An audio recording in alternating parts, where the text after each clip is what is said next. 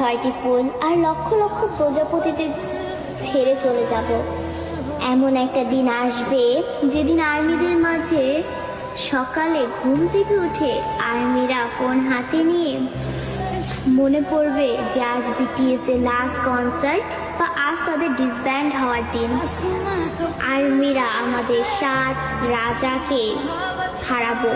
সত্যি তো, বিটিএসরা আমাদের ছেড়ে চলে যাবে।